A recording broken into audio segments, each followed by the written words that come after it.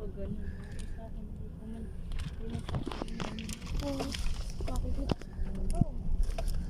Yung may shade na kulay pink. Ang tahimik ng airport nila. Gabi na eh. Hindi rin. Kasi sa Naiya, hindi. Eh, compare mo naman yung Pilipinas dito. Tsaka konti ng ano. Sa air.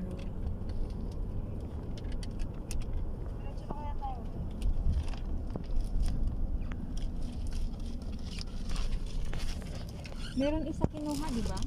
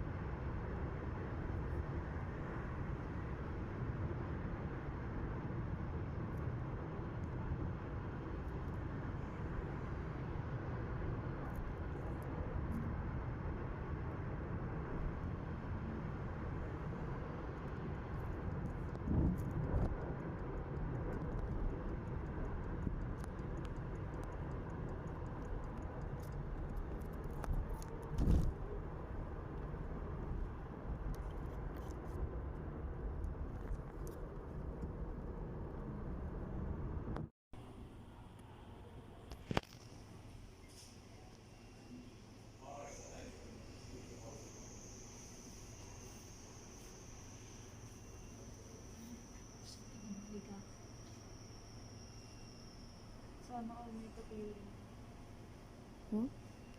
Sana all may kapiling. Saan? Ako lang mag-isa sa kwarto. Ba't tayo? Hindi ka na magkasama ka. Hindi pa siya kung gawat lang ako. Ano? Oo, kasi nakalagay dun room 1, room 2. Ikaw, ano ba sa'yo? Room 1 yun siya. Di kayo magkasama. Room 2 tayo dalawa. Ah.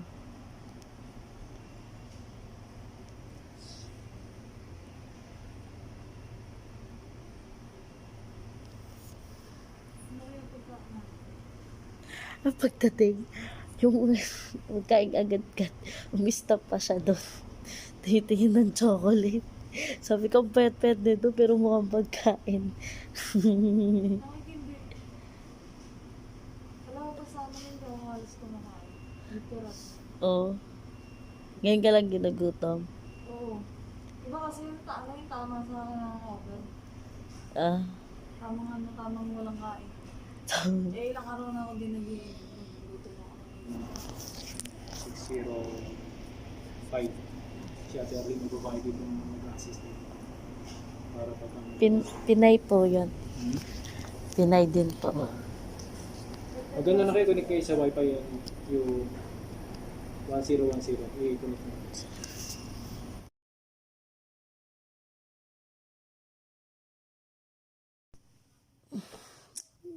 Good morning. Di ako makatulog.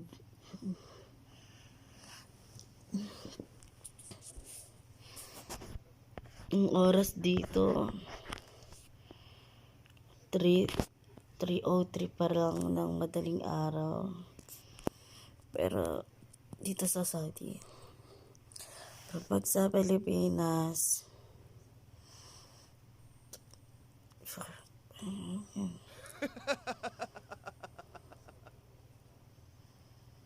alas 8 na ng umaga.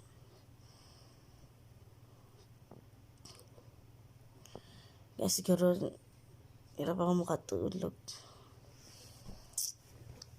Kasi,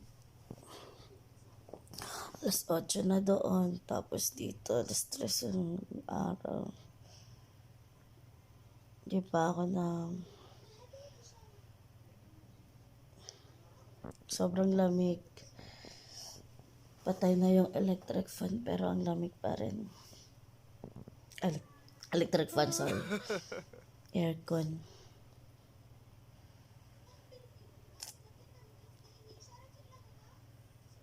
Hindi pa nag-a-adjust yung mata ko. Charot. So, ayun. Kanina pa ako gising. Di ako makatulog. Nakapikit lang ako pero gising yung diwa ko. Paano kaya ako nito?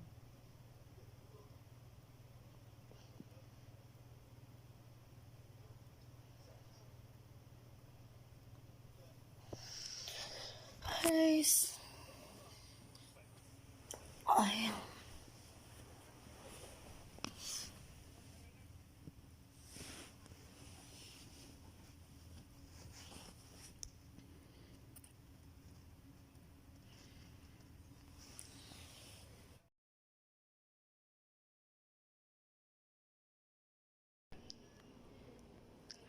Room 310. Okay, Fasak.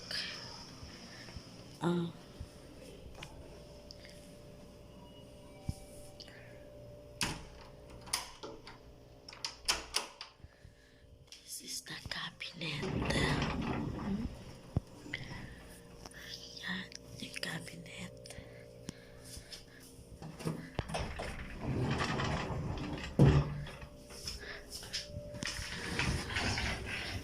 Another cabinet and may extra na pillow and comforter.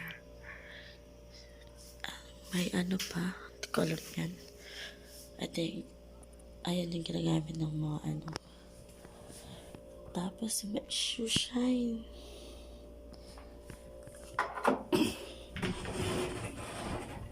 How about this? Hindi ba ito nakita? Oh, nasyang laman. Ito, plastic ng basurahan ata. Okay, ito.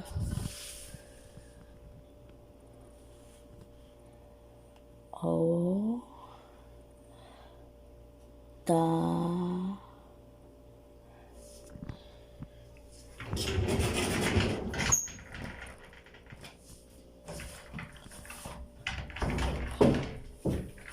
and this is, yan, heater. Tapos yung mga kape. Ayan, sugar. Then may coffee mate, David off na black coffee. Sobrang ano, bango nito guys. Then sarap. Tsaka yung bottle niya, ano, hindi siya durog. Nakatulad ng Nescafe Black sa atin na puro buo siya. Buo. As in, mas malaki pa siya sa bottle ng bigas. May pakita ko sa inyo.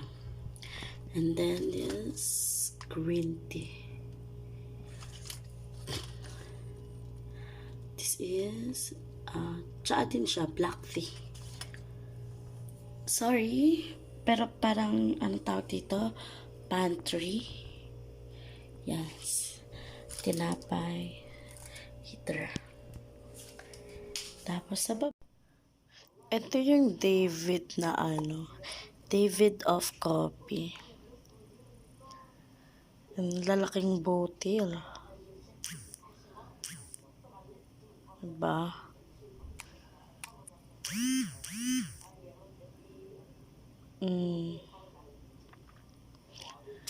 David of Sharama. Baba, my personal ref. Yan, and then laman niya. Yan, yung mga tira ko sa umaga. Yung apple ko, di ko pa nakain. Tapos yan, juice, water, and jam. My sister said. Char. Tapos, white cheese. Yung rectangle shape.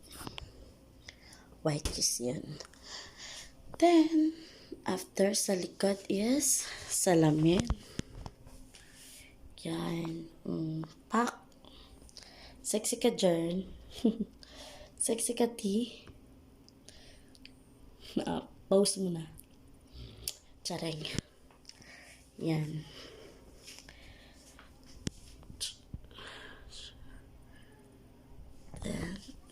Then, eto na yung kama. The master's bed. Yan. Yung niya, kama niya is naka yan, duvet. Tapos meron dito yan. Tsaka nilagay yung sapatos ko.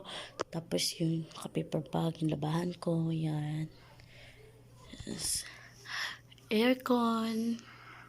Siyempre. Pa-feel mo na ng yayamanin that this classy life, diba? Bago man lang tayo alipinin. Char. So, ito. Kimaleta. Itong pinto na to, tagos ata yan sa kabila. Parang, tapos yan, TV. Yan. Cartoon Network. Pero, yung language nila, Arabic. Tapos, yan.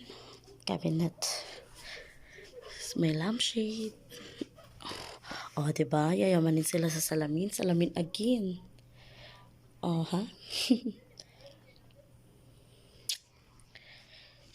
Yan. Sofa. Andyan na kagad. Ito ako kumakain. Yan. Breakfast ko. Oras ngayon dito. 9:08 a.m. Pero dito sa Pinas, advance ng 5 hours. So, sa Pinas, 9, 10, 11, 12, 13, 14, alas 2 na. Alas 2 na ng hapon. Dito, alas 9 pa lang ng umaga. Yan, charger ko. Remote ng TV, remote ng aircon, telephone, my documents, and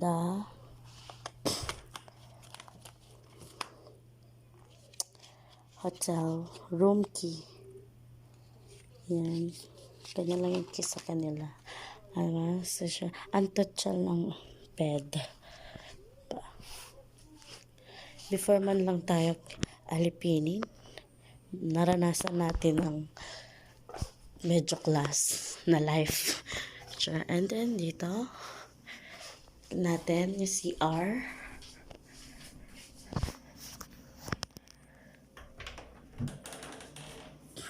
Pak. Shower niya. May hot and cold and towel. Okay. CR.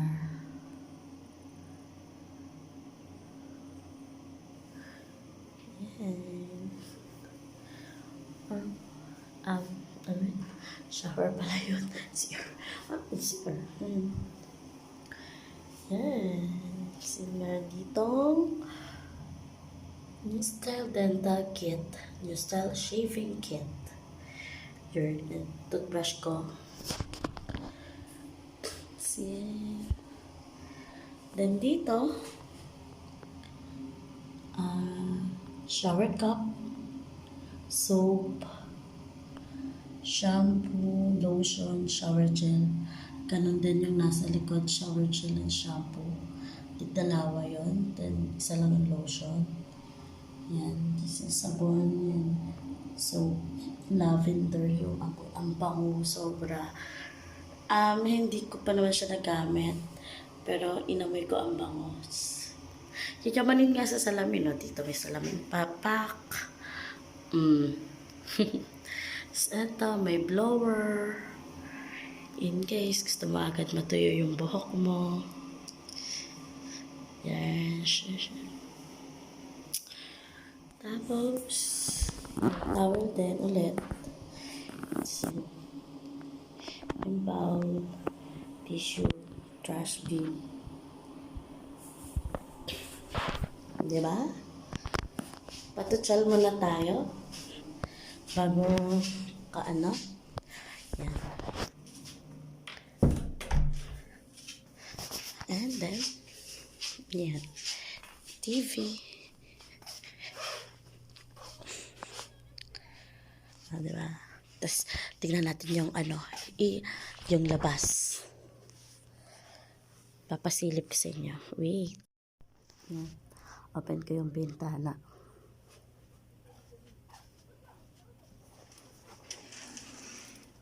Ouch! Grabe init.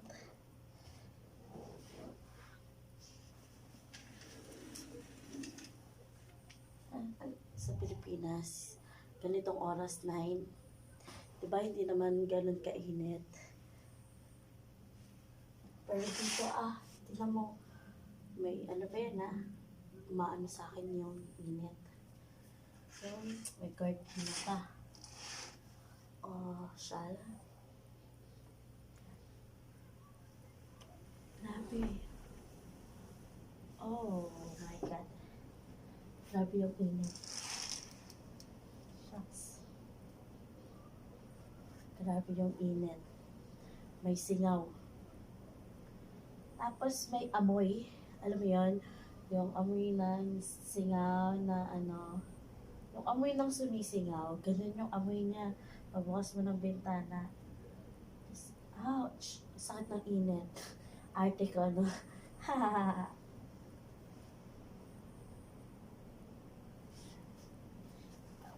Tingnan nyo.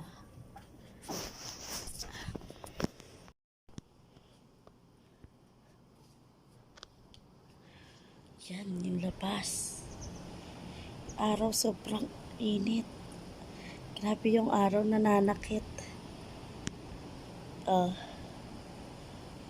Tignan mo, diba? Nakita nyo yun? Lumiyab. Parang, I mean, yung, pag yung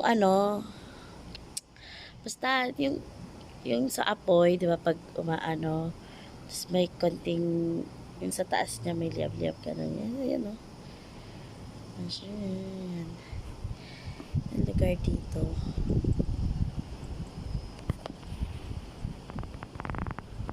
My God, uminit kagad yung grabe yung init, nananakit yung sara ko na.